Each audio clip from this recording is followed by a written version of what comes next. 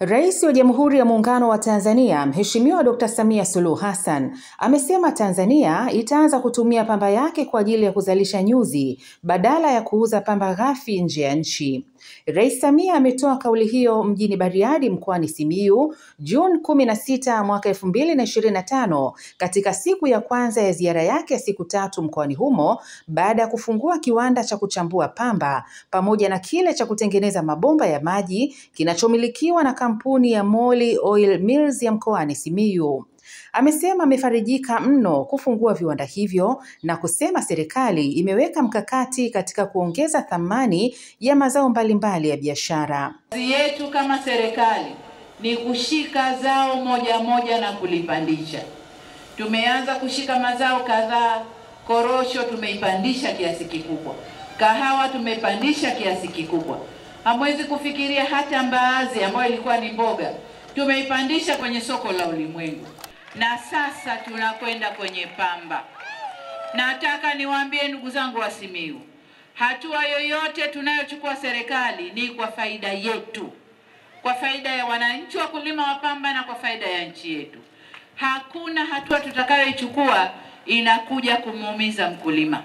Lakini kawaida mabadiliko yanakuwa na maumivu kidogo. Na wanaumia zaidi ni wale ambao hawalimi wala hawaprocess, hawaongezi thamani. Ni wanunuaji kutoka huku kupeleka huku. Ndio wanaumia zaidi na ndio wanaofanya kelele nyingi zaidi. Kwa hiyo niwaombe ndugu zangu, mkubali hatua tunazozichukua ni kwa faida ya nchi, ni kwa faida ya mkulima. Mkulima faidike na nguvu anayoitoa kulima pamba kama tulivyofaidisha wengine wa korosho, tumbaku, kahawa na mazao mengine ya chakula. Wote wamefaidi, na huku kwenye pamba tunataka tuipandishe pamba. Tunajua kwamba Simiyu zao kubwa la kiuchumi ni pamba ukiacha mengine. Kwa ndugu zangu wa Simiyu, lengo la serikali ni hilo, na nimshukuru mwekezaji hapa wa ndani amewaza kuongeza thamani angalau kwa hatua ya kwanza. Lakini kwa hatua ya pili sasa tutanunua kwake kuweka kwenye kiwanda ambacho tayari tunaanza kukijenga cha kutengeneza nyuzi za pamba. Tunataka kusitisha kuipeleka pamba yetu kama ilivyo kwenye marobota kwa wenzetu wakatengeneze nguo na watu wao wapate kazi. Tunataka pamba yetu tuitengeneze hapa hapa ili watu wetu wa Simiyu waweze kupata ajira ndani ya mkoa huu.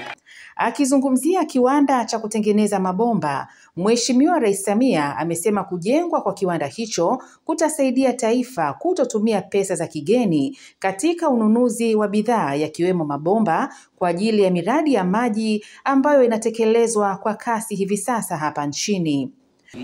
Hii ni faraja sana kwa serikali. Nimetembelea kiwanda cha mabomba hiki na nimeona kazi anayofanya. Nimeona mabomba anayozalisha. Nimekuwa na maswali mengi ndani kuhusu quality, kuhusu madhubuti na mambo yote, lakini nimejiridhisha.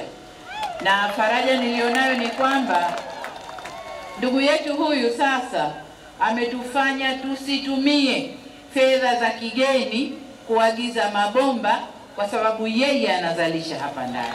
Yeye pamoja na wenziwe wanazalisha hapa ndani.